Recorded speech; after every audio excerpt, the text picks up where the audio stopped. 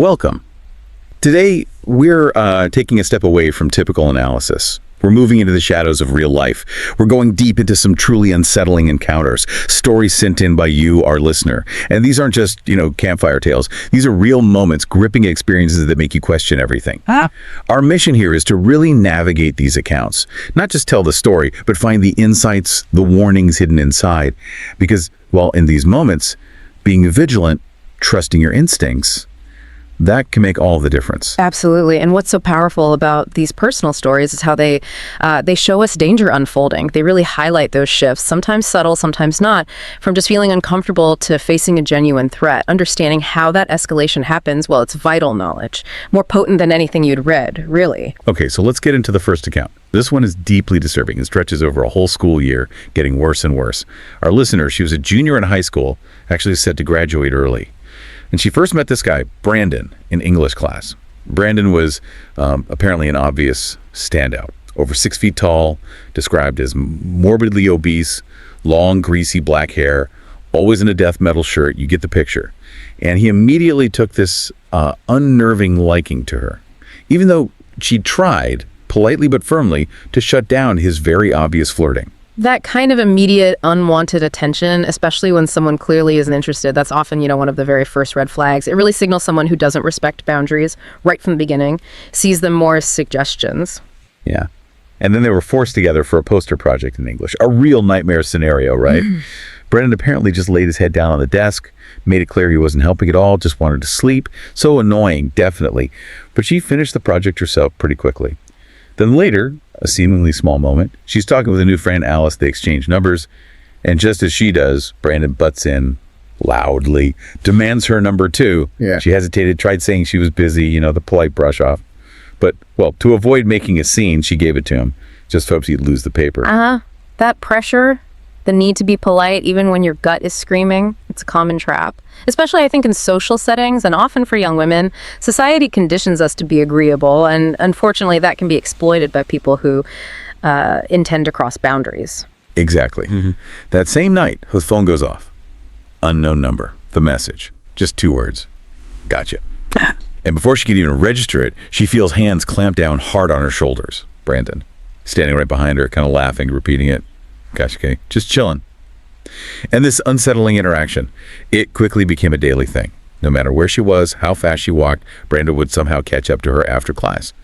And this was despite his own class being way on the other side of the school. His teacher was even threatening suspension for him being late all the time. You see, this pattern isn't just obsessive behavior. It's a progression you see with pathologically fixated individuals.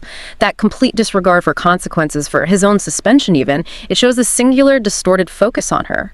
It's like he's deliberately testing boundaries, and every time he gets away with it, he feels bolder. And the texting started almost right away. A constant stream, sometimes like over 10 messages a day. Some were violent. Others were these intimate memes that felt completely wrong, totally out of place. This kept going, even though she yelled at him to stop, tried limiting her replies to maybe once or twice a week, tops. In class, he'd just stare at her. Relentlessly. So creepy. Other kids noticed and actually said something about it. And there were times Brandon would just lose it in class, screaming curses, throwing things. Apparently, the school knew about his abusive home life and sort of tolerated it. They were worried he'd drop out if they suspended him. Well, the school's inaction there is, frankly, it's a systemic failure. Understanding a student's background is one thing, yes, but it should never, ever come at the expense of another student's safety. When you dismiss behavior like that or explain it away, you leave the victim completely vulnerable. It basically tells them their fear doesn't matter as much. It's a dangerous institutional blind spot. It really is. Then, just before winter break, things escalated again. Horrifically. Another boy, totally innocently, asked our listener out. Right there in front of Brandon. Brandon just explodes, stands up so fast his desk slides forward, and he screams, voice echoing, "He's not worthy of her. No one is. If you touch her or talk to her again, I'll rip your spine out and we'll beat you with it." The whole class just went dead silent. He storms out, flipping everyone off. Moments later, she walks out of school, and guess who's waiting? Brandon. She asks him what he's doing, tries to talk about the outburst, and he just says, calmly, almost evenly, "I could kidnap you, When you close on Fridays, I could just come up behind you and shove you in a van." She was just stunned. frozen. And then she tried to laugh it off, a nervous reaction, I guess. He then rushes at her, grabs her arms, tries to wrap his arms around her, whispering, "It'll be like this always soon." That shift from the verbal threats to actually grabbing her, plus the horrifying specificity of the kidnapping plan, it's a massive escalation. This isn't just anger anymore. It's showing a really warped reality, a total lack of empathy. And her laughing it off. It sounds strange, but it's actually a common response to extreme fear, trying to de-escalate when you feel trapped. Unbelievable. Then, Christmas Eve, she gets a text from, "Do you think if I asked Santa for you this year, who kidnapped you for me?" Misspelled and everything. She was just done, snapped back. "No, especially if I asked Santa for a restraining order on you." After the break, she comes back to school, checks her phone. Over 50 unread messages from him. They started with just "hey" and escalated to things like, "I just sold my soul to Satan so that I could have you as my slave. I'll take good care of you." Wow. In class, he had this look of pure hate. Didn't listen to the teacher, just stared blankly at her, like something out of a horror film. The sheer number of messages, the increasingly violent and possessive tone, plus that change in his behavior in person, it signals a severe deterioration, a much higher immediate threat level. This shift from just obsession to wanting, like ownership and control, that's hallmark dangerous stalker behavior. The digital world lets people hide sometimes, express dark fantasies, but when it spills over into the real world like this, it's a huge warning. So that night, she's at her gas station job, decides she has to make him stop, texts him directly. And then, a mistake she regretted, she unsilenced his notifications. Her phone just blew up. Horror movie gifs, bloody letters spelling out, "I'm going to get you, look outside, it's time." Then, "I see you," followed by a loud smashing noise outside the store. Terrified, she grabs her keys to lock the door. Her phone rings. It's Brandon, sobbing, asking, "Why won't you let me take you away?" She whispers, terrified, "Are you out there?" Oh, yeah. Another bang. He's right there at the glass door, smashing his fist into it over and over, wailing, shouting, "You make me feel so much pain. I'm going to make you feel so much pain too." That right there, that's the terrifying breach. Digital harassment becomes physical presence, direct confrontation. That volatility, the rage, the clear threat of violence, it's a critical danger sign, often missed until it's way too late. It shows someone who's lost control, blurring fantasy and reality in their pursuit. It's a point of no return for the victim's safety. She didn't call the police right away. Instead, she went to her guidance counselor. And the counselor basically dismissed it, focused on Brandon's mental health, worried about his future if he got suspended, actually urged our listener not to destroy Brandon's life. Unbelievable. Then, her 18th birthday. Should be a happy day. Brandon approaches her, says deadpan, "Congratulations, you're 18 now. Police aren't going to take it as seriously when you go missing now." Then he pulls out a sharpened stake from his mechanics class. Says, "I could stake you to the wall and keep you as my prize. And then I could end everyone here and not feel anything." She desperately tries to talk him down. He grabs her wrist, presses the stake to her ribs, whispers, "I wouldn't want to shoot everyone. I want to cut them." Thankfully, right then, a teacher, Mr. B, walked by and intervened. Probably saved her life or worse. This whole sequence just highlights the extreme danger when a victim's valid fears are ignored and the aggressor is almost, well, enabled by authority figures. The jump from manipulation to a physical threat with a weapon, voicing violent fantasies. These are textbook signs of obsession escalating to potentially lethal danger. It's a terrible reminder that an aggressor's issues should never, ever overshadow the immediate safety of the person they're targeting. Her last day of school, a friend hands her a notebook. A super long notebook from Brandon. First few pages, sketches of her, some provocative, then just pages of ramblings, wanting her, hurting her, saving her, being his forever. She threw it out immediately, never looked back. Then, about a year later, totally by chance, she's at his twin sister's graduation. Overhears his parents talking. His mom mentions that girl last year, and how Brandon just stared blankly at the wall, unblinking all summer long after she left. The obsession just continued, even when she was gone. Yeah, the fact that the obsession persists, even without any contact, it's really unsettling, shows how deeply fixated some individuals can become. It reinforces that while the immediate threat might be gone, the psychological impact and the need to stay vigilant can last for years. It really speaks to a profound inability to handle rejection, a real disconnect from reality. Okay, let's shift gears slightly. Another type of unpredictable encounter, this one involving modern services we use every day. Think about this woman's experience in a rideshare. A Lyft. Driver seems polite at first, small talk, but his questions get weird, unsettling, starts firing them off. Are you hungry? Want coffee? Do you like music? Do you like to dance? Do you like to drink? Do you live alone? One after another. That's a classic technique. We call it probing, information gathering. These aren't just random questions. They're testing boundaries, looking for vulnerabilities. Do you live alone is a huge one. He's trying to figure out if she's isolated, gathering intel. It's crucial to trust your gut if it feels too intrusive, even if the questions seem innocent. Right. And her panic starts building. She tries lying, says she's busy, has a military husband. When she seems uncomfortable, he cranks the radio. Yeah. Deafeningly loud, can't even talk. They get to her destination, like a store. He waits in the parking lot. Then he actually blocks her path into the store, grabs her bag, and accepts her next ride request without asking. Yeah. That's when she realizes her home address is in his GPS. Terrifying. She makes up a final lie, visiting a friend for dinner nearby, anything to avoid going home with him. He then demands she call his personal phone later for a ride, shoves a paper with his number into her hand, waits right there at the curb until she pretends to call someone.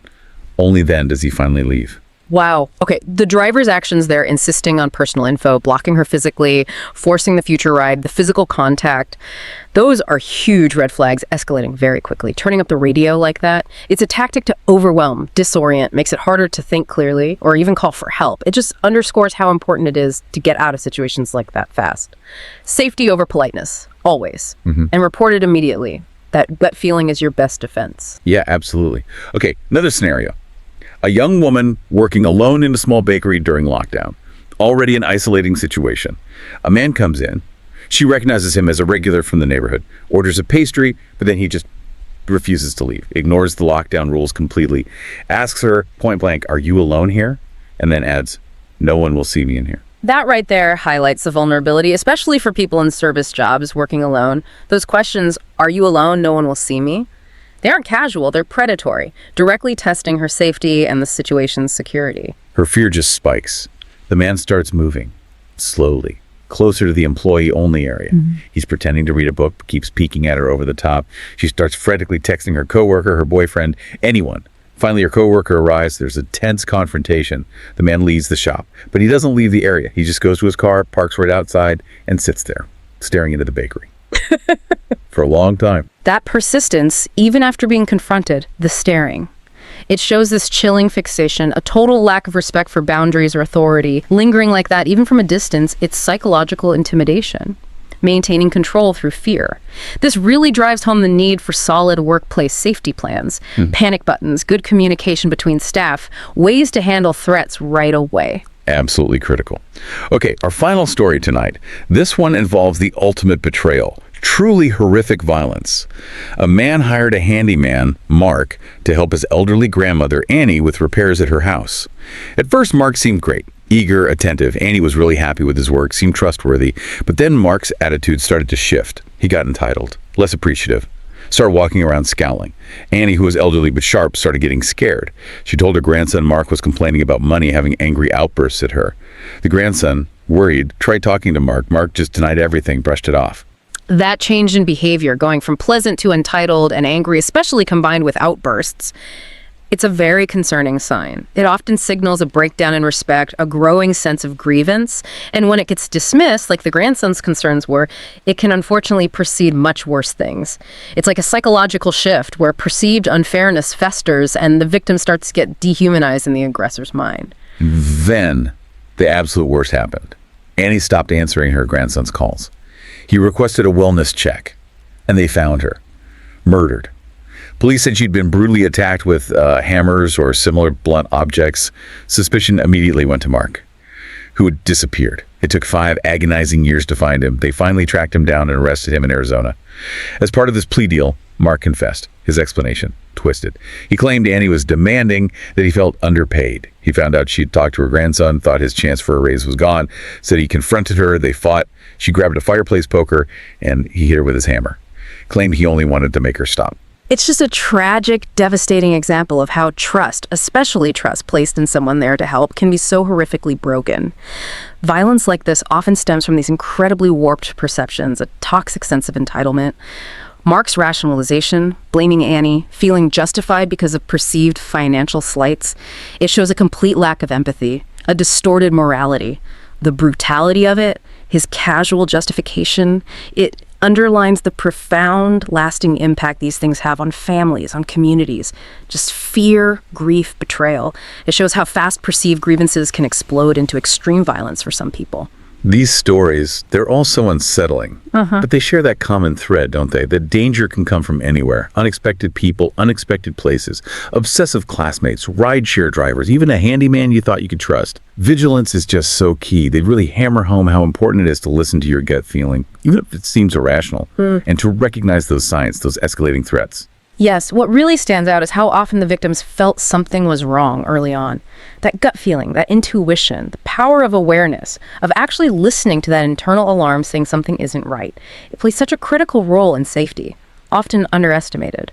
And while these accounts are chilling, deeply chilling, they also, in a dark way, empower us. They make us more vigilant, more prepared, and hopefully more willing to trust our own instincts. Thank you for joining us on this deep dive into these truly unsettling accounts. We really hope these stories act as a powerful reminder. Always be aware of your surroundings. And trust your gut. If something feels off, it probably is. If you found these stories gripping, insightful, please do remember to like, share, and subscribe to our channel, Horror Docx. Your support really helps us bring more true stories and these kinds of insights to you. We'll be back soon with another deep dive into the unexpected. Stay safe out there.